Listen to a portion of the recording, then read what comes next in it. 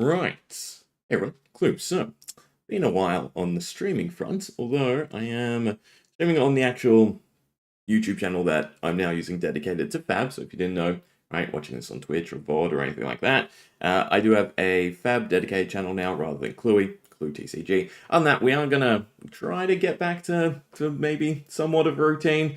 Right, it's a little bit difficult, life, and this is something more of a hobby. But regardless, hopefully the internet stands up because I've tinkered with it. Right, so last time we tried, it was awful, especially opening packs with drop frames, but who knows. Anyway, with that out of the way, high seas, yeah. Let's jump into everything. So I've already recorded videos going over different aspects of everything, but there's always something you miss, so it's definitely worth a second read, right? Because I definitely glossed over, for instance, the continued, hyping up of Marvels, so discover breathtaking Marvels. Although, again, in relating it to the heroes, and we are going to sort of jump all over the place, but relating it to the actual Marvel heroes, the curiosity is the fact that they are borderless, and that does feel like LSS would directly state that they are borderless, because, that is quite a big change. So, yeah, I don't believe this. But we'll have to see, right? Otherwise, I mean, I'm never going to really use the full art side. I'm happy just with the borderless and the text. That's definitely very, very beautiful. But yeah, who knows if there's something sneaky on the other side. We'll have to wait and see. But let's go back to the product page, right? So, what have I missed? So, set sail for high seas in search of ancient treasure, big game sea monsters, and the adventure of a lifetime. Releasing June 6th, right? But pre-release, High Seas introduces the highly anticipated pirate and necromancer classes. So both pirate and necromancer are being dubbed classes, with the three heroes being dual class heroes similar to the Emperor, right? Wizard warrior, but then talent slash. Is Royal really a talent, right? Because I feel like Royal, again, given the card pools and everything, and its interaction with cards is definitely a little bit different, right, to normal, talents. But anyway, so these are three dual class heroes. So it is kind of curious if we get a standalone pirate, either Armory deck, Blitz deck, First Strike deck, promo somewhere along the line, but altogether there might just be a plethora of pirate cards in High Seas, which is definitely exciting because it leaves it pretty open in the future. So navigate Rathe's treacherous open waters, each wielding a unique swashbuckling strategy that taps into the previously uncharted water of Flesh and Blood's game design.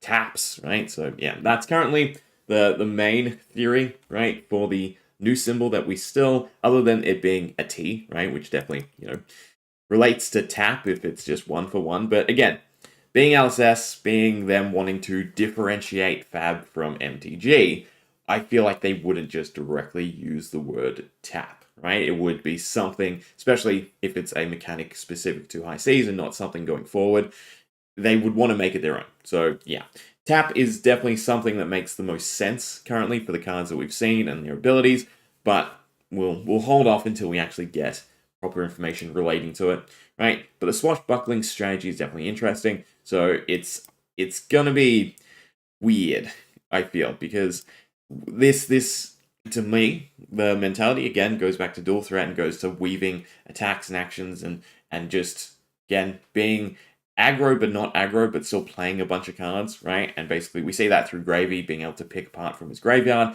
meaning that your hand being reduced isn't a big deal because you could just keep cards to pitch and then play from your graveyard. But when it comes to either Puffin or Marilyn, well, then it gets a bit curious because so far Marilyn just seems like a stock stand ranger. There isn't too much of a pirate aspect other than the gold and maybe the harpoon generation, but that just seems like it's just Crouching Tiger Ranger, essentially. And then Puffin as well, we still have Crank, we still have Steam counters. We don't have Boost, right? But again, we have to see what the cogs are. How they all, synergize with one another is definitely going to be interesting, right? It will be 3 unique styles, maybe, hopefully. Okay. Discover breathtaking marvels, pirate booty, and lost treasures thought to exist only in fables and folklore in treasure packs found in each display of High Seas. So the curiosity here as well is, right, the breathtaking marvels is being related to the treasure packs, again, rather than the changes to the heroes. So, yeah, it definitely feels like this would have been something that LSS would have stated. They would have stated, we're now doing, borderless heroes, right? Look at this. It's beautiful, because it is very, very beautiful, but no, they're holding back on it. So yeah, we'll get to the treasure packs, because the treasure packs are definitely something to really dive into, because there's good things about them, and there are some stuff that I kind of don't like, right? All hands on deck, it's time to set sail for High Seas. Japanese language High Seas releases on May 30th. Cards become legal on the international release date of June 6th. Right, so they basically get theirs when the pre-release is going on, right? No big deal. We basically do the same because, most people do the pre-release, most people get a ton of cards, right? Key dates, so card previews are not until May, so we're still a ways away before that, right? World premiere, May 23rd, then calling, so it's going to be that, usual 2-week squish of cards into the pre-release and then into the actual release of the set. But I do feel like we'll get, drips and drops and dribs and whatever here and there. So yeah, maybe an explanation of the new mechanic. Although thinking about Chi, when was it when we got the exact explanation on Chi? It wasn't for a little bit. We did get little details about it, and that's probably what they'll string along, since this is the one of the big mysteries of the set. But yeah, we'll have to wait and see. So start off with Watery Grave and our friend Gravy Bones. If Pirates weren't enough, High Seas debuts the long-awaited Necromancer class. Don't let death get in the way of some good old-fashioned looting and plundering. Summon your sunken crew from their watery grave to fight again. Now, the curiosity here, right, is again, if we start to try and unpack the words, to fight again sort of implies that you've set it up on board, you've already fought with it, right, and then you're able to resummon it. But the main mechanic of Watery Grave is when this is put into the graveyard from the arena, turn it face down. And currently, the ruling is any card face down in, say, you banish your graveyard or your equipment, right, does not count as a card. It is just empty. It's just nothing, right? So it does seem like there is a warrant for a mechanic to flip these back over if, again, we're doing that fight again. Otherwise, the other balancing act that, has been pointing out to me is this is just a way to stop someone being able to, really just resummon a big board over and over again and knock down your opponent. Although, thematically, I feel like that's exactly what Necromancer should be, right? Not one and done with each ally. It's kind of, in that case, way too similar to Dromai for me, whereas I'd much rather maybe smaller allies, because Charm is definitely hugely statted. Even at 4 cost seems hugely statted. I'd rather smaller allies that, again, you can just really, really resummon, right? And that's your main tempo. You block from hand, you keep cards to pitch, and then you play from the graveyard. And yeah, balancing act, because again, they can't be statted like this, right? Being able to either just float Chum over and over again and have them as a taunt, right, and then protect all your other allies is already insane. But then also to have the ability to, have an extra force swing, right? But we don't know where we're getting the action points for their abilities, right? Instant's fine because it's instant, but the action, obviously, if you're attacking, it's the last thing you're doing in turn, unless there's a way to give your allies go again, right? So far, it's not the weapon, unless the main hand weapon does that. But Compass, don't die. Compass of Sunken Depth. Instant, right? Mysterious symbol. Look at the top card of your deck, which is definitely good for setting up Gravy Bones' ability, right? And then the first card with Watery Grave you play from your graveyard each turn gets go again. Now, for the case of sinking, right? If this symbol were to be sinking, the fact that this is probably something you're trying to do every turn or every other turn just doesn't work. If you're sinking 2 cards, right, one to look at the top card and then one to actually use Gravy Bones' ability, your hands, already 2 down, and that's not good value, unfortunately, right? Unless, the card you do discard is obviously Watery Grave and a blue, and then does both things for Gravy Bones' static ability. So yeah, it definitely kind of, again, feels like it's more inclined to just be tapping. Although, again, for the case of flipping, right?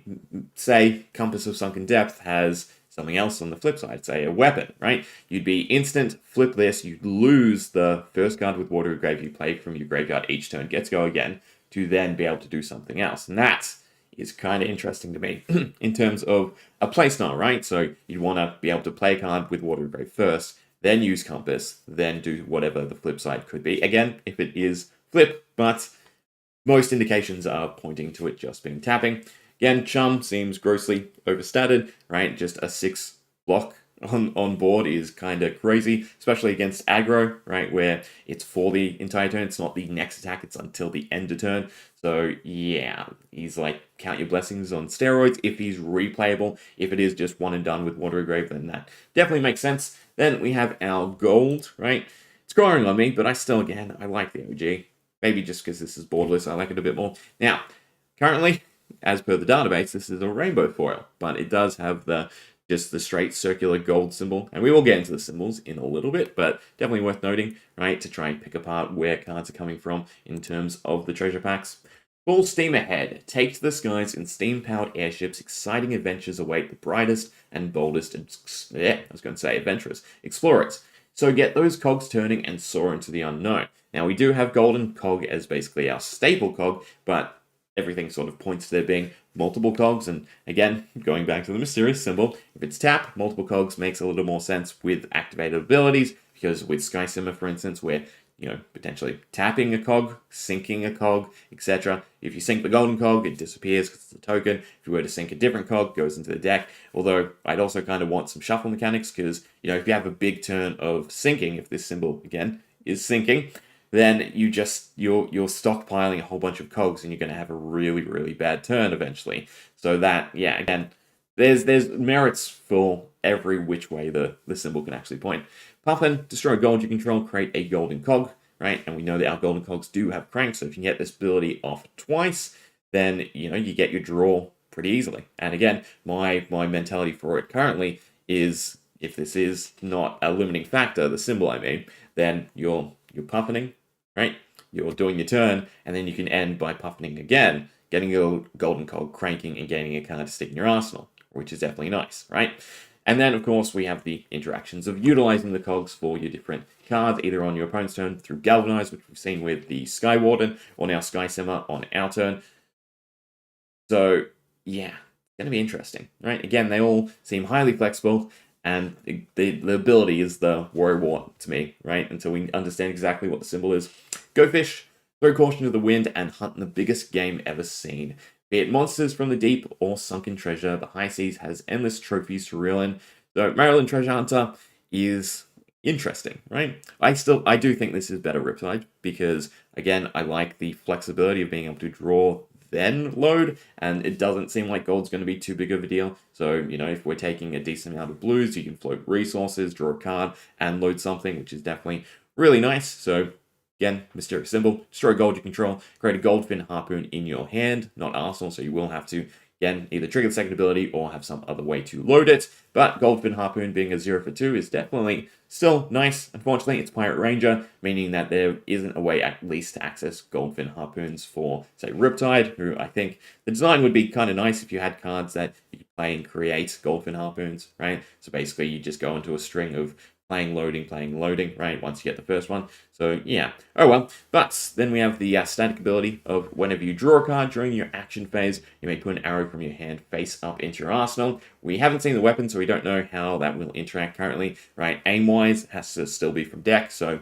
Dreadball, it's cards that are face up in your arsenal, right? Defense reactions can't be played. Or is it aim counter?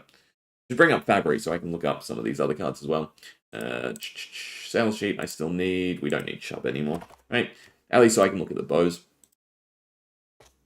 So, yeah, Dreadball, arrows you control. No, it's just arrows you control. Is there any that have a specific ability with a face-up arrow, or is it just simply the Sand Scour and putting it from your deck face-up gets an aim counter? You still have cards like line them up, light them up, line them up, light them up.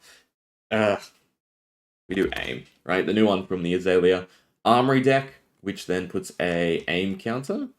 Oh, no? It does put an aim counter. I know it does put an aim counter. There we are. Line it up. It is line them up, right? So, may turn a face-down arrow, right? So they sort of don't compete with one another. The older aim counter cards point the tip, I want to say, right? That the arrow has to start face-up, so that's a little bit of synergy. But, yeah, curious if this is a design going forward and they don't want Maryland to be in aim, right? Just big arrows with goldfish and buffing, right?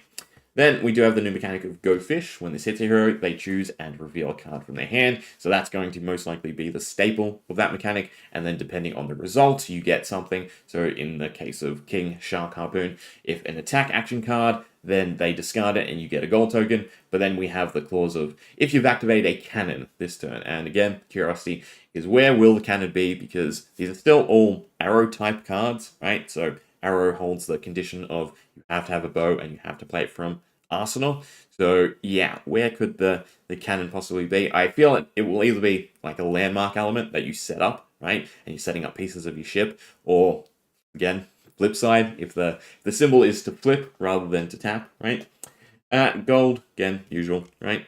Treasure packs. So this is where we start getting into the nitty gritty. So I think we'll go over the rest of the cards first, right? On the actual database before we jump into pull rates and everything. Because again, I I'm excited for the set. There's so many goodies, but it is a little too stacked for my liking, right? Because basically just upping all these numbers, including the Majestics, since adult heroes have been moved, right? They're no longer Majestic rarity, so they don't count towards the Majestic count. They are basic rarity. Means that, pulling full population sets of cards is a larger amount of boxes that needs to be opened, right? Again, across everyone, which means that the baseline value for Majestics is also going to go up, and usually, again, doesn't get an even split. We get the cards that, are really desired, and we might just have Necromancer as Assassin 2.0, where, again, the cards are grossly expensive because everyone wants to try Necromancer, and this is going to be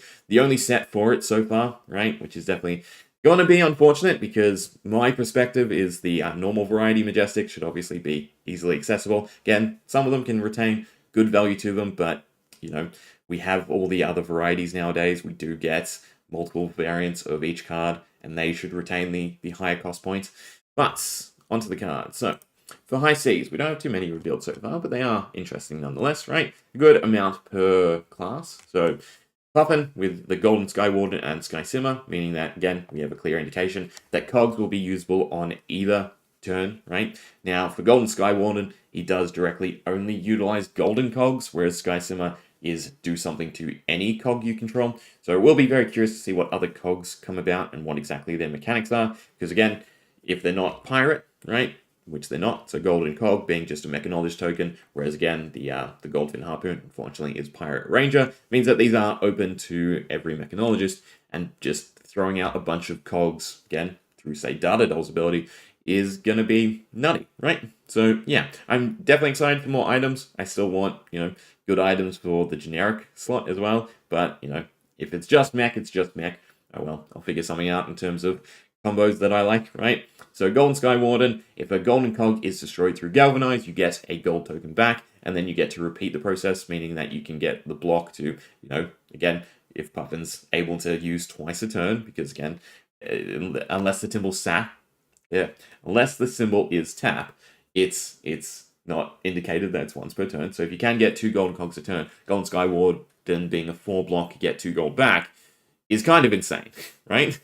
And then, again, just being a 4 for 7, slightly understated, but again, I think this is just straight up meant to be more of a pitchable / defensive card that, if need be, late game you can swing with. As for Sky Simmers, I think their stats are perfect, right? It's average in base and then just gets better. So a 0 that can get go, a 0 for 4 that can get go again, or a 0 for 5 to close out your turn is definitely really nice on the red variety, right? Yellow being just stock standard, 0 for 3, again, possible go again, or possible 0 for 4, definitely still nice. And then the blue just as a usual pitchable, plus they all have 3 block, so yeah, definitely right on average to better than average stat value.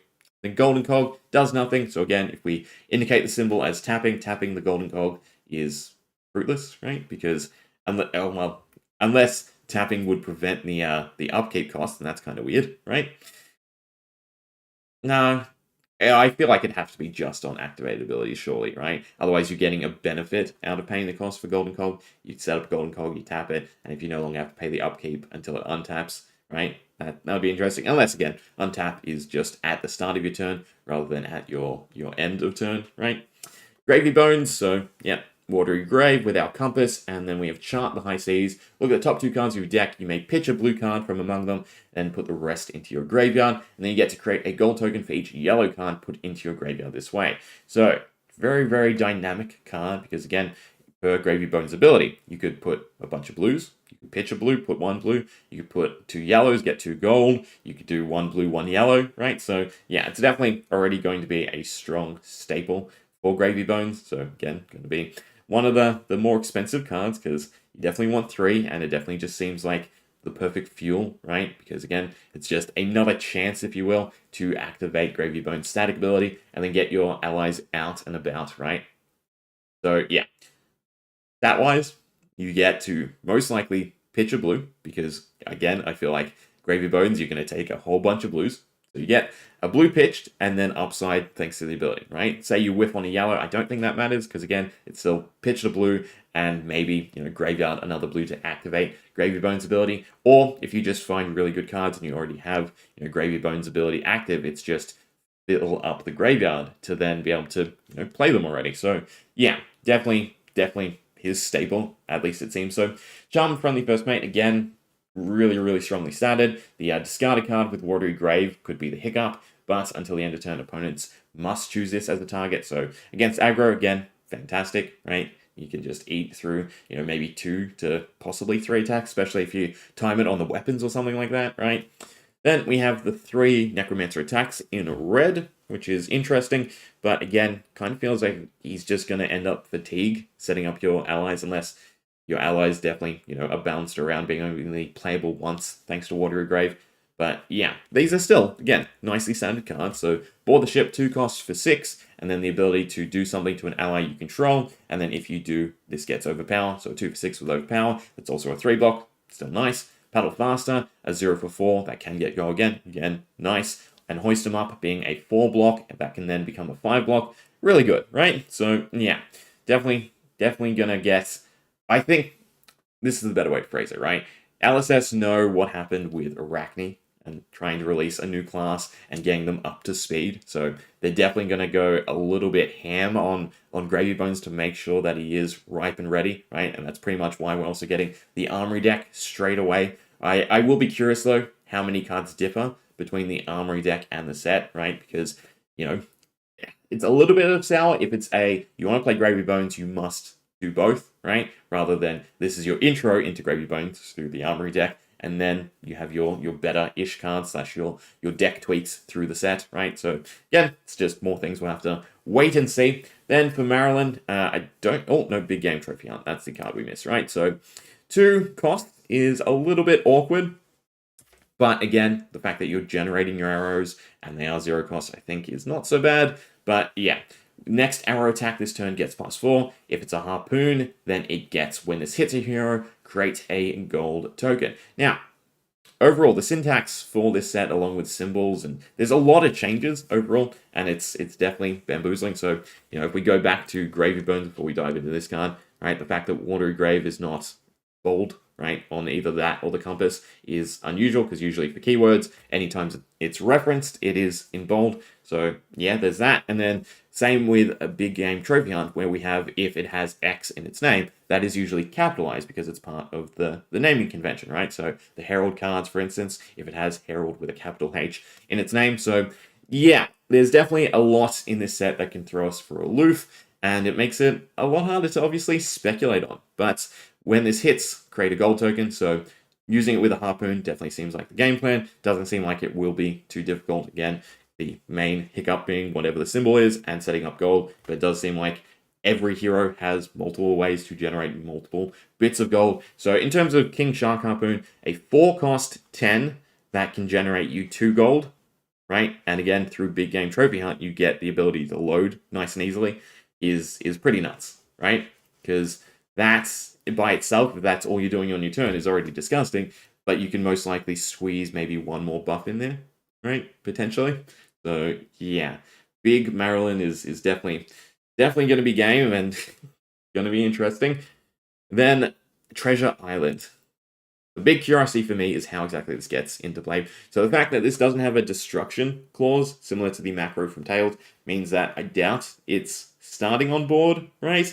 Because I just think that's insane. I mean, it'll be super fun for limited, but the first time a hero is attacked each turn, put a gold counter on this. So if you both start with one of these, right, you're getting a counter each time, meaning that you have access to a abundance of gold, right, after, say, turn 2 or 3. So whenever you or an ally you control deals damage to an opposing hero, you may remove that many gold counters from this, then create gold tokens equal to the number of counters removed, right? I feel like, again, if this was something that's in place straight away, it should kind of not be create equal amount of gold tokens. It should just be create a gold token, right? It's basically just fueling your next turn, and it's something that you can activate, maybe every 3 to 4 turns. But the fact that, again, you get 2 damage across, you take 2 counters off this, and that's just you declaring attack and your opponent declaring a attack, right? Means that you get 2 gold and you're set up for the next 2 turns with your hero ability, meaning that it's going to be very easy for you to always have the stockpile of gold going forward. So yeah, either we get landmark destruction, we get some sort of, ship mechanic where we go from one landmark to the other, and these don't hang around forever. Otherwise, again, just utter insanity. But hopefully it means that we do get a whole plethora of landmarks. So I definitely find landmarks super interesting. And again, the flip side, for all we know, could be something, not that it's clearly stated, but it is basic, so it will have a flip side because it's akin to a token, right? It's just whether or not that's, a hero or actually, say, a map, right? Like we get information about through the gold packs. So, yeah, what's still to come? Other than that, we'll read through the pre-release FAQ. I don't think there's anything too big with the Gravy Bones Armory deck other than, again, if you haven't seen, it's now going to support both Class Constructed and Blitz. Basically, there are going to be CC labeled cards, and we assume it's just going to be, like a badge or a dash in the little set code down the bottom, right? You take them out, and you have a Blitz ready deck. So I will definitely be interested to see how they balance that. Now, I don't know, does it say the cards? How many cards? It is still a 60-card deck, so you don't get a proper sideboard or anything like that unless you're playing Blitz. So it's a step in the right direction, but I still think, right, to be Armory ready, we do want a sideboard, right, that caters toward probably the previous set at the time would make the most sense, right? But other than that, we have, again, Gravy Bones Armory deck, Gravy Bones in set. We don't want a repeat of Assassin. May 30th is the release for the Armory deck, so it comes out right at pre-release, right, which is beautiful, so you can pick it up pre-release, and I don't know if they're going to do, they're going to support actual deck pre-releases like they have, with Blitz decks or First Strike decks, but could be in the works, right? And then, yeah, set releases the week after on the 6th. Japanese release is also on the 30th, but I'm guessing that's because event-wise they don't run so much, right, yet, right?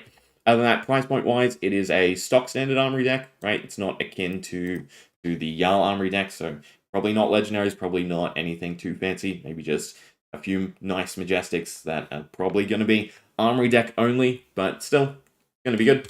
FAQ, okay. So, unfortunately, we don't have the pre-release promos. Most likely, it's just going to be the weapons for each hero as per usual. Probably some allies as well thrown in there, right? Whether or not we get the parrot as an ally for Puffin will be interesting. I think we probably might, right? I feel like they could squeeze in at least a pirate ally, right? Or support card for everyone. But yeah, the fact that they like to emphasize the parrot definitely makes me hopeful that we'll see the parrot. So, sealed deck as per usual. 8 packs to make a 30-card deck. And anything else of curiosity? I don't think so, right? They've been good, not squeezing in little bits of information. I think last time with the Hunted, you could actually, you could see the promos on the alternative language pages for the pre-release, right? But I've gone through them all, and nope. Rules and policies haven't been updated yet, so we'll have to wait on that. So I think that's that. Which means we are up to going through the product configuration, and it does differ as per the sales sheet, as well as what's mentioned here on the actual product page, which is definitely worth noting. The big one to probably go over first is, where's the normal product configuration? Where's rares? You know what, is it here? No. Rare or higher. No, it's not indicated here, and I'm going to have to scroll through. I'm kind of disparaged that it's in 3 places. It's so awkward to find it, right? So, give me a sec. What do you think they're doing? Precons because Necro has no card. Yeah.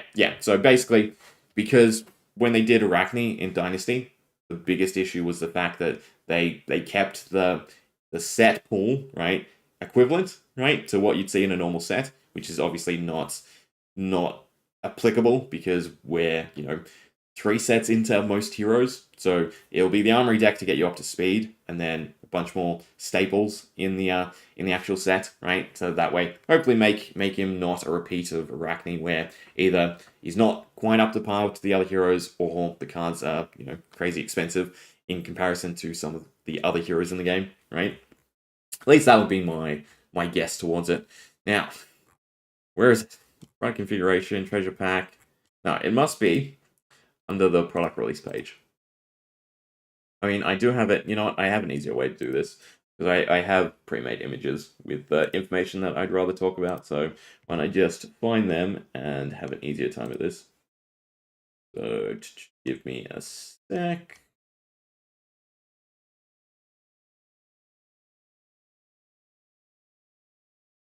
Alright. Why? Weird. Alright. There we go. Okay, so I pulled them from the different places. Product configuration, the first one that we want to scroll into, and sorry if this is a little small because I'm trying to squeeze it all in. We have rare or higher being rare plus rare or majestic or legendary. So legendaries are back to being in a draftable slot, which is interesting and exciting because it's always fun to have that oomph of power, but it also begs the question of, unfortunately, value drafting, right? Where you just want the legendary for the sake of having pulled a legendary. So a little bit awkward in that scenario, but, oh well, what can we do? Now, the other curiosity is when it comes to the expansion slot. So we have one basic card plus expansion slot, one basic card plus legendary rarity card, and then marvel rarity. So it means that we can have inset rarity. We can have an inset legendary. We can still technically have expansion legendaries for X heroes, and of course a reprint legendary, since they have made that distinction between having an expansion slot card and a legendary rarity card, right? So yeah, that's going to be curious. I think, again, the big one that's on a lot of people's minds is Inline Strike as a reprint with the symbol. If it's, again, sync rather than tap, that does make sense. They'd update Inline Strike to showcase the symbol and then be an easy way for people to equate it in their mind that this is what the symbol now means. Now, the other big thing is the expansion slot, right? So there are 14 expansion slot cards, meaning that of the 46 Majestics that are in the set, right? Potentially 14 of them are the expansion slot, meaning there's at least 32 Majestics, and that might not sound like a big jump from, say, the Hunted or anything like that, but we also have the factor that the heroes, right? The adult heroes have been taken out of the pool for Majestics, meaning that this 32 possible Majestics isn't 29, it's still 32, whereas, say, for the Hunted, the number of set Majestics, so all limited for the set, not including the expansion slot, was 27, right? So 27 Majestics minus the 3 heroes brings us down to 24. So 24 versus 32 is quite the jump in Majestics, and the relevancy to that is the amount of boxes that needs to be opened by the population to pull playsets of Majestics, right? Means that's going up, means we've had a price increase, we've had in a sense, a pull rate increase, right? Not directly, which means that the baseline for Majestics is definitely going to go up, right? So the Karma symbol, I'm still torn. I like it being flipped because that would be spicy, but most likely tap and then sync as the second best guess would be where I'm at currently for it, right? Now, anything else to do with the distribution before we jump into the treasure packs? I think we're fine. The 21 Marvels is definitely scary as well, although, the majority of them will probably just be allies. The curiosity there, though, is, so we know Goldfin Harpoon is a Marvel in the treasure pack, right? That's what I should jump to before I get ahead of myself. Let's see. Yeah, here we go. This is better. Right, so the triangle Marvel symbol, right? We have it on Charm Friendly First Mate in the usual purple. For the Goldfin Harpoon, we have it in gold. And then for Treasure Island, the promo, we have it in green, right? So the easiest implication of this is purple triangle is still a inset Marvel. The golden triangle is a treasure pack Marvel. And then the green triangle is a promo Marvel. Now, while what could probably, not be the case with that is the fact that the codes for the cards don't all have the MV, right? So Chum is -MV representing Marvel, whereas Goldfin Harpoon is just TP for Treasure Pack, and then the Treasure Island is just a cold foil with Fab as the normal promo code, right, for the set that it's a part of. Now, the easiest way to sort of explain that away, though, would be the fact that neither of Goldfin Harpoon or Treasure Island should have comparable cards in their respective card pools, whereas Chum will obviously have a normal, will probably have a rainbow foil, right? So having the MV distinction is necessary, whereas Goldfin Harpoon, we won't have regular Goldfin Harpoon most likely, right? And same with Treasure Island. But yeah, food for thought. Doesn't directly mean that it's Marvel, but most likely, again, we know the triangle is Marvel, so it is Marvel. If we compare it to the treasure pack cards, so Golden Cog has a circular symbol, same with the gold token, or gold. Yeah, it's still gold token, but it's a basic rarity card. We're going to have to get used to that as well. So all three of them do have the gold colorization, meaning that, again, the gold is most likely indicating treasure pack, and then the shape of the symbol represents where the card is coming from by way of, the rarity pool. So again, triangle being Marvel, right? Goldfin Harpoon. Although, specifically speaking, there is absolutely, to me at least, no distinction whatsoever between a Golden Cog and a Goldfin Harpoon, right? Printing-wise. They are exactly the same. They both come in cold foil, as indicated by the grey circle, right? Whereas the gold token is rainbow foil. So they are both cold foil, borderless art cards, right? So why this is a triangle, unless it's just simply because, again, the rarity that it comes from.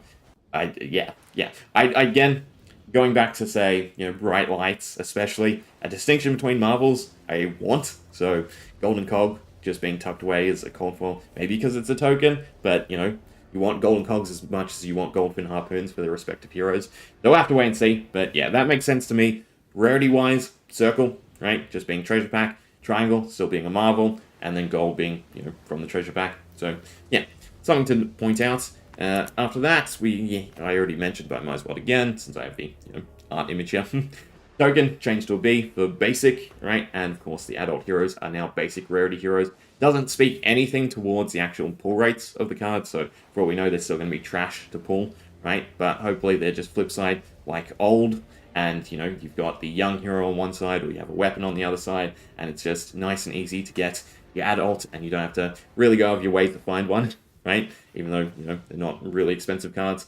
Again, for the actual Marvel heroes, they are all borderless as well, which is a change from previous sets. Usually we do have a tweak to the text box or a tweak to the border stylization, but the reverse side is the full art, and we don't usually have the normal, Marvel borderless art for the heroes. So whether this change indicates something else or this is just a complete change going forward will definitely be interesting to see.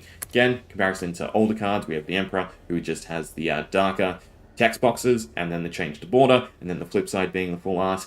But, for the sake of, again, arguing about the symbol being flip, we have Tomatal, right? Or the Angels, or the Dragons, who are double-sided cards, showcasing the borderless art style. So, potentially, right, the adult heroes could have something on the flip side, because, again, if it's just full art on the other side, no text, I would probably never ever play with it anyway, right? I'd probably just always play with the borderless, because I think it looks perfectly fine for me, right?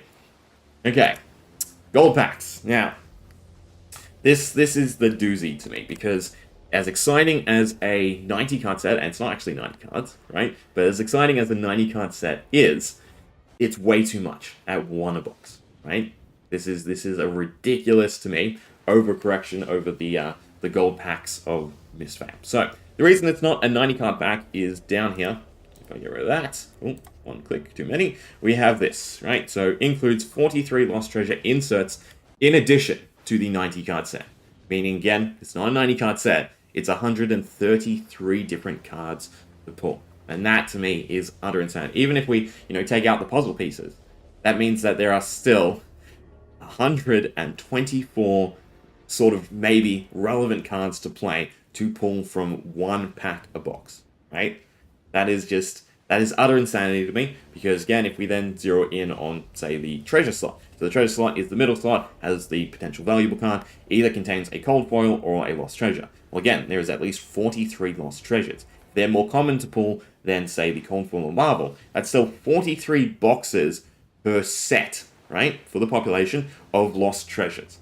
That is a ridiculous potential price tag attached to them, or attached to anyone wanting to collect all the cards from a treasure pack, right? Unless, again, they're just gimmicky, fun cards, then I can see them, not retaining value. All that value is just going to be squished into the Marvel, the Legendary, or the really, really rare Lost Treasures. But as per the actual slots, so again, per the sales sheet, we have different information to the actual overview on the product page. When I get my case, I'm likely to sell the treasure packs, they will pay. Yeah.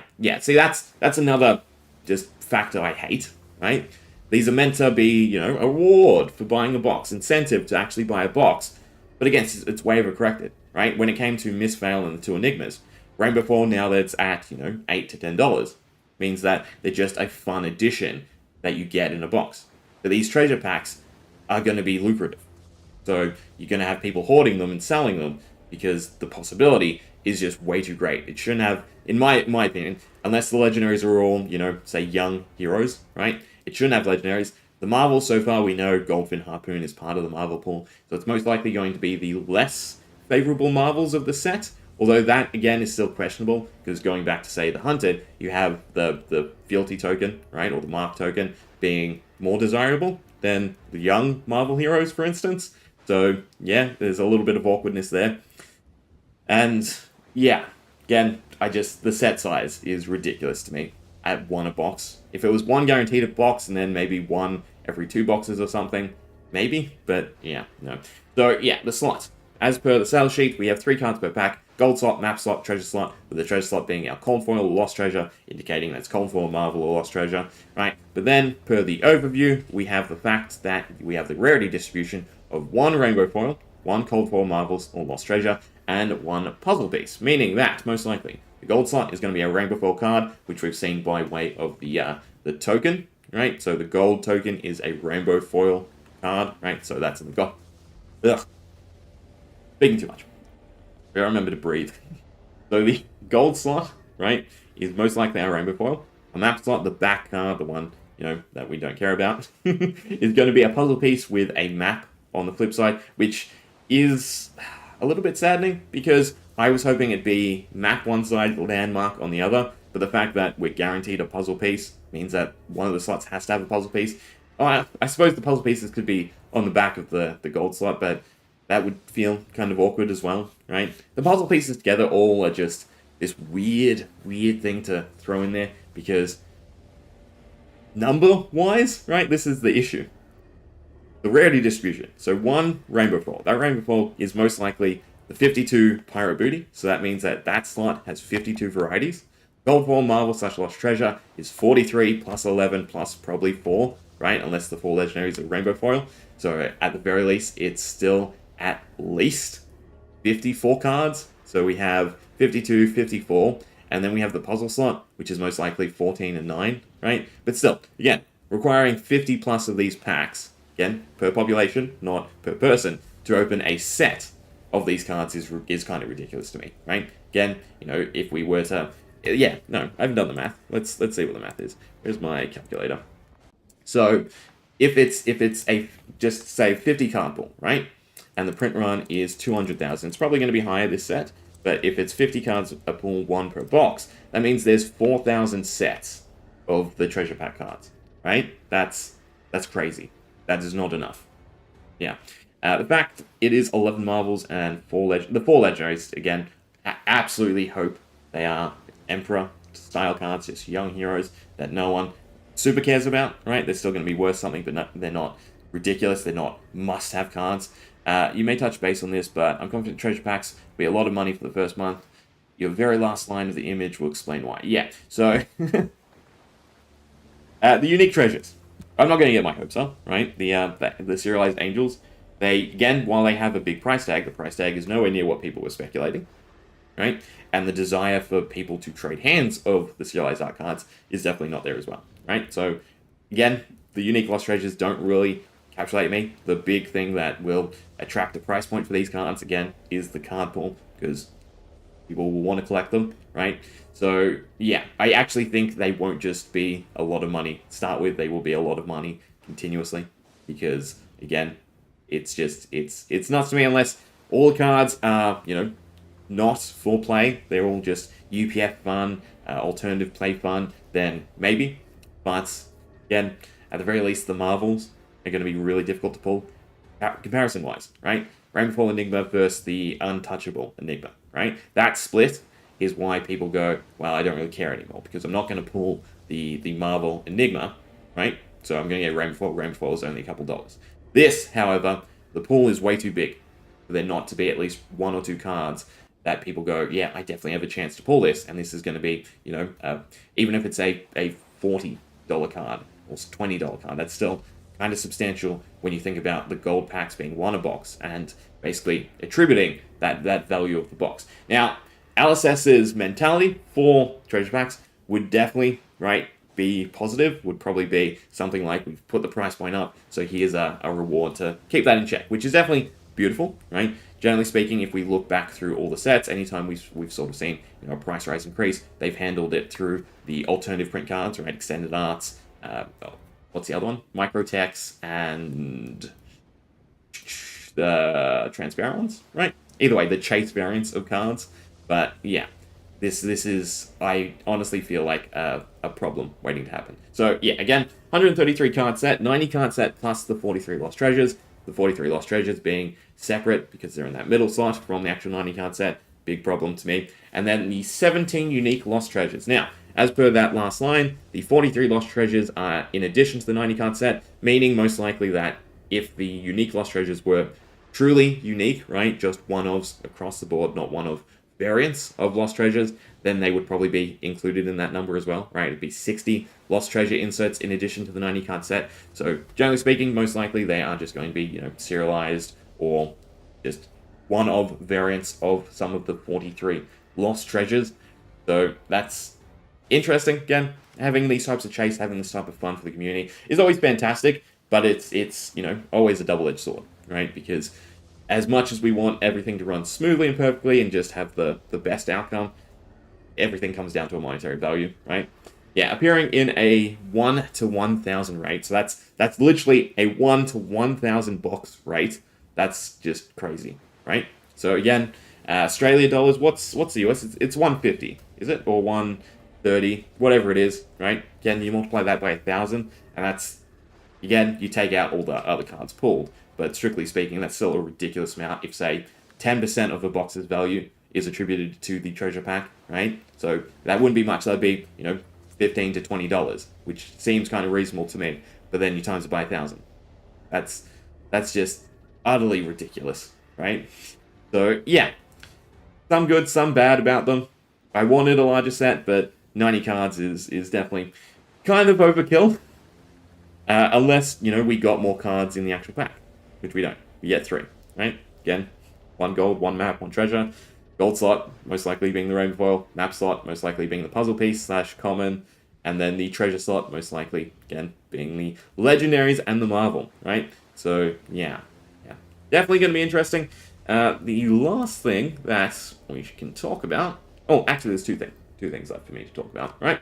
So, this is the table of classes throughout the sets, the main sets, right, if you will. Although for the supplemental sets, like with Rathe, I've just indicated it as in-between sets. So we know now that High Seas is coming with our Ranger, our Mech, and of course our new Necro class, right? So that puts Ranger, if I follow the line, to 4, and our Mech to 5. That's not Mech, that's Logis, to 5, right? Although for Mech, we have Dash going out, right? And then we have Klloo not really being playable. So I think it's comparative.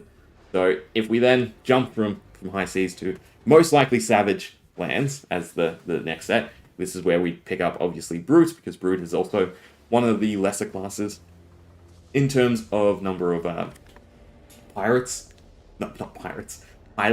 right, in terms of heroes to actually play. So it does make sense. Savage Lands next, Brute is kind of needed, right? So we'll get the Guardian Mastery set, and then we'll get Brutes as our final set of the year, right? So probably Brute, what else would fit in there, right? Maybe another new class, right? And then who else is kind of low?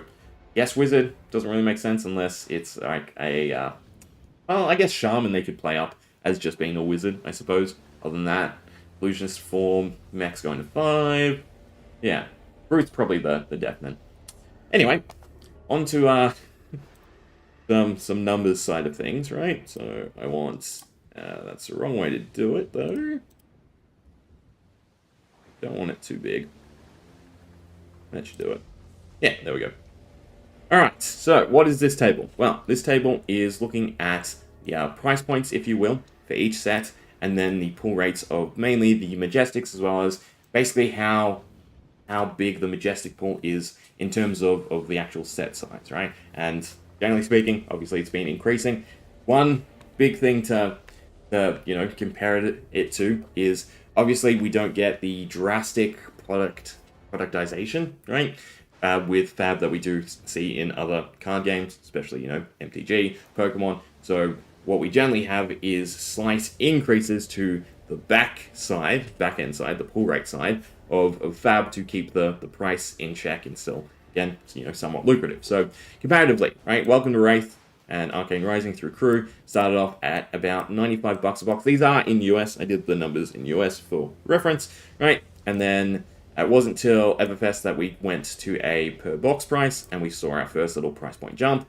Then we went to Dynasty, next jump, and then from there we had our latest price increase from Hunted and High Seas, which is definitely great, right? Considering, if you think about what's happened over the years where this occurred, this is a very, very minor point of inflation, relatively. So that's beautiful on RSS. But again, what's being done to cope with that is basically the amount of boxes people need to open to achieve playsets of cards, especially the Majestic cards, right? So, my theory is Illusionist acting as a Shaman or Alchemist. Illusionist as a Shaman. That makes a lot of sense, right? All their spirits being illusions. So, you have Illusionist Shaman, right? You have Brutes, and then you have Wizard. That could work. Yeah. That makes something. Do we call them Orcs? Are they called Orcs anywhere in the lore? That makes up a green tribe, right? Okay, so price-wise, from Welcome to Rathe directly to the Hunted, right? A 25% increase, again, price point-wise, is nothing comparative to the number of years and what has happened during those years in the world. But class-wise, we've seen our shifts from our 4-class sets to a 3-class set, right? Just to make limited a lot more well-rounded. Now, set size is the big jump. So we have Welcome to Rathe at 226, and now we're up to 250s to approaching 300. Again, if we throw in the treasure pack cards, High Seas is a ridiculous amount of cards, right? It is basically almost 400 cards.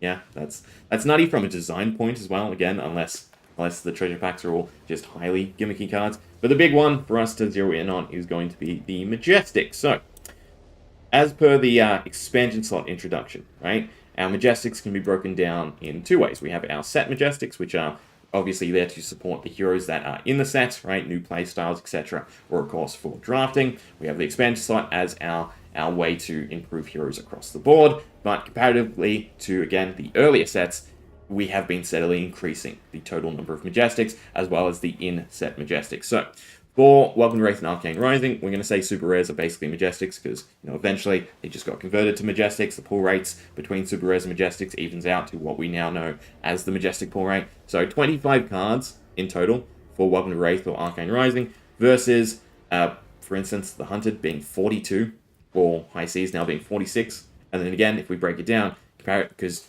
these Welcome to Rathe, Arcane Rising, no expansion slot, right? So, comparatively, if we take out the expansion slot cards for Hunted, that's still 27. That's still a slight increase.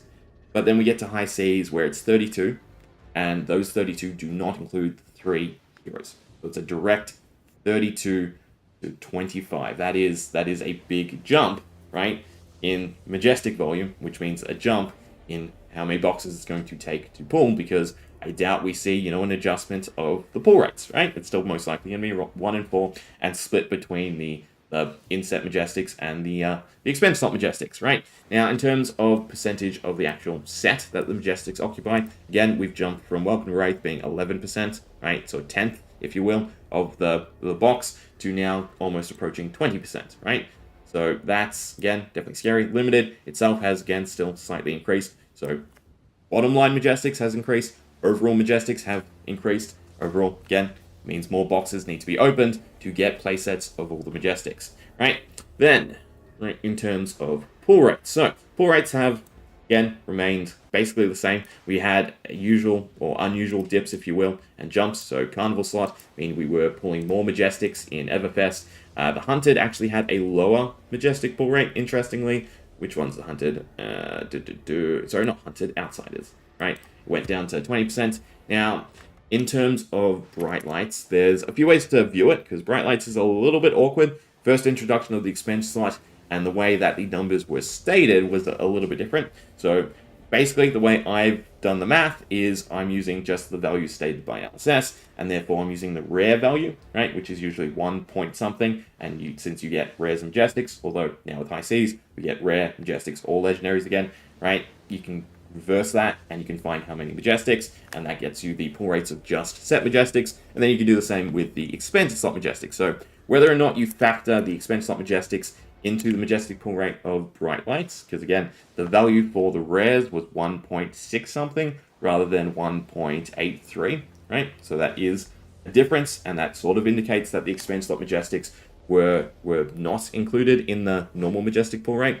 So that's, again, food for thought, but it does still mean that although the pull rate overall is the same, it is still harder to pull play sets of everything, because you have to compete with the randomness of the expense slot pool, and you have to compete with the randomness of the actual Majestic pool. The Majestic pool, which again has now been steadily increased again overall. Now, packs per Majestics, right? So we're told the 4 value, but for set Majestics, it comes out to 5.9 packs. For the expense slot, comes out to 12.5. This is factoring in the Rainbow Foil Majestics as well, right? And then Rainbow Foils overall were 18 packs per Majestic. So adjusting that means that we actually get a Majestic card every 3.3 packs rather than 4 packs, which is definitely nice. But again, as the numbers increase, that value it has diminishing returns, basically, right? Jump and Majestics could speculate reprints like Codex or Frailty in the main set, similar to Gold/reprint sets. Yeah. So if they want them playable in Limited, that makes sense, right? It's just whether or not they dub the power level of the card, especially something like Codex. I feel Codex in Limited is just disgusting, because again, it's a 30 card deck, and then it's like the top shelf of power when it comes to card. So generally speaking, I do think if they do handle reprints, they won't appear in the Limited variety unless it's a needed reprint. So for instance, Bright Light with was Twin Drive the reprint, or was it Maximum Velocity? Whichever one of those was the reprint, right? So yeah, Codex I think is just a little too hot. Well, Necro doesn't mind discarding, so General Thought. Yes, but again, so that's the big problem, right? Everyone wants it, and unless you're against Necro, although, again, the trigger's for the turn, so it's whether or not you have instant Watery Grave. There's still too much up in the air to know if it's being scaled into the power level of the set. But yeah, you could be right? It could be balanced for all 3 heroes, maybe, potentially, right? But in terms of this value, which is what we want to get into the nitty-gritty, right? So this is Majestic equivalence is what we're going to call it, right? So this is basically, as a population, as a community, how many boxes or what value of boxes do we have to open to get a single copy of every Majestic in the set, right?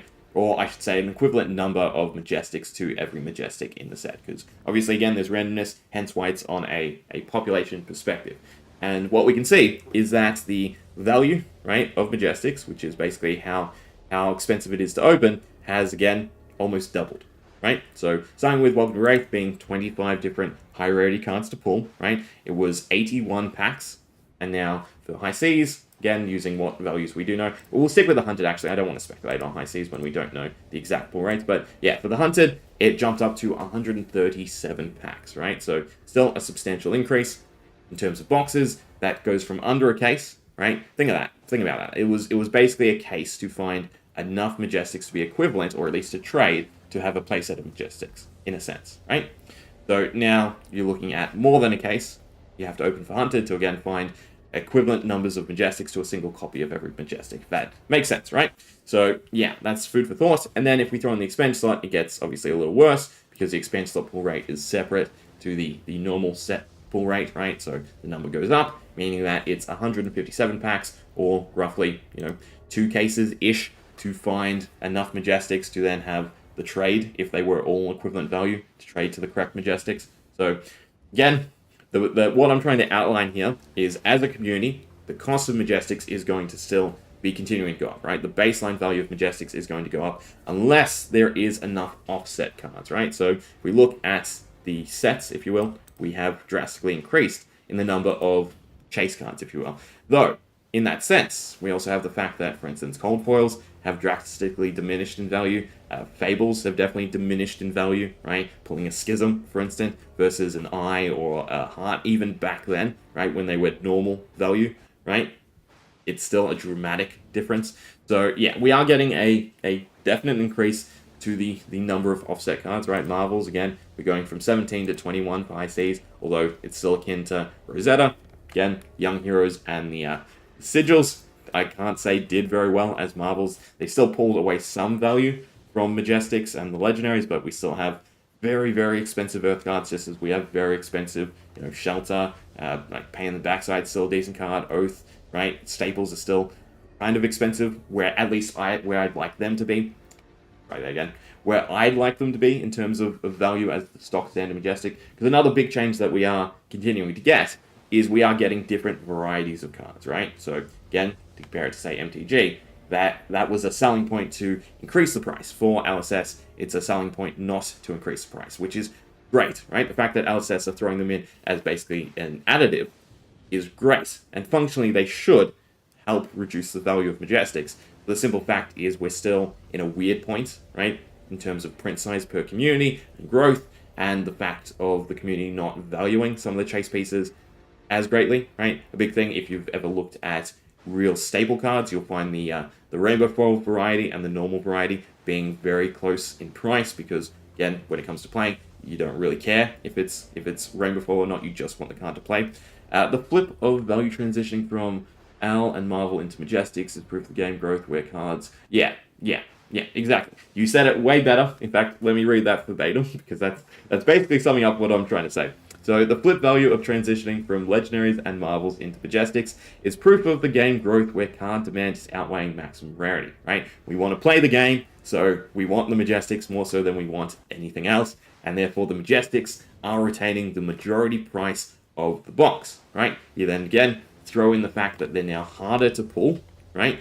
Because there are more Majestics overall, and there are other factors now coupled with the Majestics, especially say the expansion stock cards, means that the baseline for Majestics is continuing to increase, even though we haven't seen that much of an increase in the product pricing of Flesh and Blood, right? So again, LSS, by all means, right, have done everything correct. It's just up to the community and how we unfortunately value the cards. And again, we value to play, not to collect so much anymore, right? Perfect. I think that's basically everything I want to say, right? Well, I guess we can throw out this number too. So if we factor in the expense slot, right? Again, we've basically jumped in amount of boxes or value of boxes that needs to be opened, right?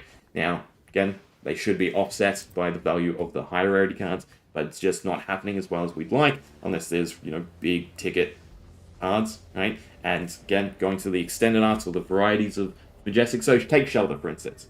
The intended idea, most likely for Shelter, is normal variety should be somewhat accessible, Rainbow Foil should be a bit more expensive, and then the extended art should be really expensive. What we saw is the normal variety being expensive, Rainbow Foil being more expensive, and then the extended art being the collector variant, but also just the showcase piece, and basically them being equivalent to where LSS probably wants, Legendaries or some of the higher end cards to be, right? And again, that's up to the community and how we value the Majestics and the cards that we want to play with over the cards that we want to collect and show off, unfortunately, right? So yeah, again, it's a little bit of a worry for high seas, given the Marvel count. It's going to be a bunch of allies, and generally speaking, right, it's great for some, but there's going to be hit or miss allies that, again, as Marvels, don't retain value equivalent to, say, the adult heroes, right? And then, of course, we always have the young heroes. It does seem like LSS, through the treasure pack, are trying to separate the weaker Marvels or the weaker cold foils, potentially, from the more expensive ones. So that's kind of nice. But again, until we get the proper breakdown and the cards, we don't know if it's just flooding the pool with extra cards, or if that is exactly what they're doing. All we know is that, for instance, Goldfin Harpoon being a token Marvel, right? Or being a, token Marvel is correct in saying. Basic Marvel, I assume it shows up as a basic card in the set as well, right? In fact, it probably does, I just haven't looked. So that being in the treasure pack is a good sign, but it's not a definite just yet. Anyway, I think that'll do it. I think that's everything I wish to say about the high seas so far, right? I don't think there's any information that I've missed. Additional content, Young Hero arts are confirmed on the marketing assets. Yeah, I can show that nice and quickly, right? I don't think we looked through the art at all. So it is definitely nice. Gravy Bones, except for the name, looks absolutely sick, right? I love his Young Hero. In fact, you know, this is better. I'll show you. We'll go over how to navigate to it too, because it's not showing, right? So give me a sec, do that. Right, so if you go to marketing assets, it's not up just yet. You have to navigate through either the product page or I believe the article. You can do it as well, right? So if you go down to the bottom of the article and go to the extra stuff, you go to marketing assets, and then that goes to the high seas page, right? So we do have the sales sheet, which is again where there's a difference in information given about the packs and rarity distribution, right? Especially for the treasure packs, than in the actual product overview. And then for the actual assets, we have the key art, right? We have the 3 different boxes, which is beautiful, right? Like the fact that we're going to boxes as well as packs. Wonderful, right? To save them or not save them, because I usually frame the packs, but now and boxes of the earlier sets. But these are really, really beautiful, so I kind of want to keep, you know, 1 box of each variety to seal. And then for the young heroes, down the very bottom, right, we have Marilyn, Puffin, and our Gravy Bones, and he looks by far the best, right? It's such a cool, right? Young hero art, and then we have, you know, Chum to sideline there. So most likely it indicates that we'll have 3 other, you know, impactful allies. Puffin, we have our parrot friend as young, still with the correct wing, right? So again, maybe Puffin will be an ally card for, sorry, not Puffin, why am I calling the parrot Puffin? The parrot will most likely, or could be, a ally for Puffin, right? And then Marilyn with our harpoon going out to fish, most likely. No big trophy or anything like that, or no pirate ship conquered just yet. Although it seems, oh, no. Why we look at the art before we try and talk about it. So she's just stolen the ship off of this guy, most likely, right? So this is now her ship, and this is her crew kicking everyone off, and her becoming the captain before she eventually ages up. Yeah, cool. Thanks for pointing that out. Pockets Live. All right, that'll do me. All right, let's we just go through every page and I make sure that I have not missed anything. There's nothing special in the Japanese. No, it doesn't even exist yet. Right? Different boxes. We have the small star for the Japanese, which is kind of curious why they are exactly small size, right? And they're not converting the other ones to small size. Because, again, if they're all Crucible / Dynasty size, I would assume that saves a ton on shipping costs, right? But, yeah, curious. Anything else? Sales sheets? Nope. I don't think the collector center is definitely not up, right? Although we can always, you know, try to cheat it a little and see if they've messed up. We just type in, that should be high-Cs, right? Yeah, no. Unfortunate. They have messed up earlier, right? With much earlier sets.